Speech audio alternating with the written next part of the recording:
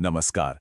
कभी सोचा है कि जिन आध्यात्मिक रास्तों को हम अक्सर अलग-अलग देखते हैं, क्या वो सब एक ही मंजिल की तरफ जाते हैं? आज हम भारतीय आध्यात्म के इसी दिलचस्प पहलू को समझेंगे, जहां ईश्वर एक है, पर उसके नाम अनगिनत हैं, लेकिन सबका सार, सबका मैसेज एक ही है। तो इस सफर की शुरुआत हम करते हैं गुरु ग्रंथ साहब जी के बिल्कुल पहले और सबसे अहम शब्दों से, मूल मंत्र से।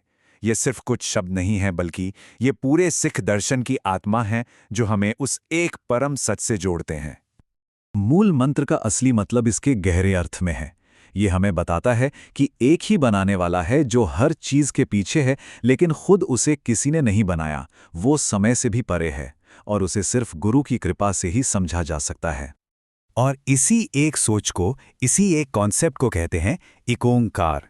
इसका सीधा सा मतलब है बनाने वाला, क्रिएटर सिर्फ एक है। ये एक बहुत ही सरल लेकिन उतनी ही गहरी बात है जो पूरे सिख दर्शन को एक दिशा देती है। लेकिन ये जो एक ईश्वर की बात है, ये कहाँ तक जाती है? चलिए अब एक ऐसे पहलू को देखते हैं जो शायद आपको सच में चौंका दे और ये भी दिखाए कि ये संदेश असल में कितना यूनिवर्सल है। गुरु ग्रंथ साहिब जी की खूबसूरती ही यही है कि वो उस एक क्रिएटर को कई नामों से बुलाते हैं। हरि, राम, गोविंद, ये सारे नाम उसी एक परम शक्ति की तरफ इशारा करते हैं। ये दिखाता है कि वो किसी एक नाम में बंधा नहीं है।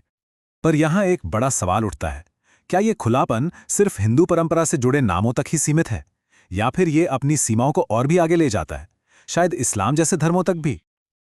और इसका जवाब आपको हैरान कर सकता है। हाँ, बिल्कुल। गुरु ग्रंथ साहिब जी में उसी एक ईश्वर के लिए अल्लाह शब्द का भी पूरे सम्मान के साथ इस्तेमाल किया गया है। ये इस बात का बहुत बड़ा सबूत है कि ये दर्शन किसी भी मजहबी सीमा को नहीं मानता। अब अगर हम गिनती देखें तो हरि और राम जैसे नाम हजारों बार आए हैं, जबकि अल्लाह का जिक्र लगभग 12 से 46 बार मिलता है। लेकिन यहां पर ना संख्या उतनी जरूरी नहीं है। जरूरी बात यह है कि इन सभी नामों को एक ही पवित्र ग्रंथ में जगह दी गई है। ये सर्वधर्म समभाव के सिद्धांत का एक जीता जागता उदाहरण है, मतलब सभी धर्मों के लिए एक जैसा सम्मान। और पता है, ये कोई बाद में जोड़ी गई बात नहीं है। सिख धर्म के संस्थापक खुद गुरु नानक देव जी ने अल्लाह शब्द का इस्तेमाल किया था। ये इस बात का सीधा सबूत है कि उनकी नज़र में ईश्वर के सभी नाम एक ही अनंत शक्ति के सागर में मिल जाते हैं। गुरु नानक देव जी के इस श्लोक का संदेश एकदम साफ है। वो कह रहे हैं कि अल्लाह हमारी सीमित समझ और पहुंच से बहुत दूर है। वो अनंत है, उसकी कोई सीमा नहीं है। ये उस परम शक्ति की महानता का जिक्र है, चाहे हम उसे किसी भी नाम से पुकारें। तो क्या ये यूनिवर्सल संदेश सिर्फ सिख धर्म तक ही था? जी नहीं, बिल्कुल नहीं। यही सुनहरा धागा हमें भारत के एक और हिस्से, महाराष्ट्र की महान भक्ति परंपरा में भी देखने को मिलता है। और यहां देखिए कितनी कमाल की बात है। सिख धर्म का एक ओंकार और मराठी भक्ति परंपरा का एक परमात्मा। शब्द अलग हैं, लेकिन दोनों एक ही सच को बता रहे हैं। नाम भले ही अलग हों, पर दोनों का सार एक ही है। एक ही सर्वोच्च शक्ति है जो हर जगह है। आप संत ज्ञानेश्वरी की ज्ञानेश्वरी पढ़ लीजिए या समर्थ रामदास का दासबोध देख लीजिए। हर जगह एक ही आवाज सुनाई देती है। संत तुकाराम से लेकर एकनाथ तक सभी ने अपने भजनों में उसी एक परमात्मा के गुण गाए हैं, जो हर कण कण में बसा है। अच्छा, ये सोच सिर्फ इतिहास की किताबों में ही नहीं है।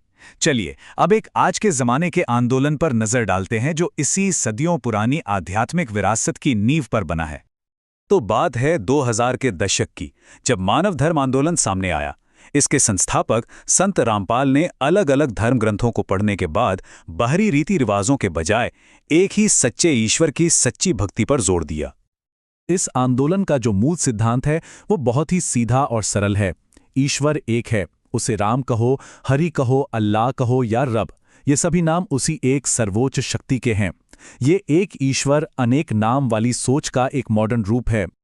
तो सिख धर्म से लेकर मराठी संतों तक और फिर आज के एक आंदोलन तक, इस पूरे सफर के बाद हम कहाँ पहुँचते हैं? इन सभी अलग अलग रास्तों पर चलने के बाद एक ही मंजिल दिखती है, एक ही संदेश है जो बार बार गूंजता है। सिख धर्म के एक ओंकार से लेके मराठी संतों के एक परमात्मा तक एक ही सुनहरा धागा इन सभी अलग अलग परंपराओं को आपस में जोड़ता है। संदेश बिल्कुल साफ है, परमात्मा एक है, भले ही उसे पुकारने के लिए भाषाएं और नाम कितने ही क्यों ना हो। और ये हमें एक बहुत गहरे सवाल पर लाकर छोड़ देता है। जब अलग अलग परंपराएं एक दूसरे के शब्दों में अपने ही ईश्वर की झलक देखती हैं, तो इससे हमें इंसानियत और हमारी साझा आध्यात्मिक खोज के बारे में क्या पता चलता है? इस पर विचार जरूर कीजिएगा।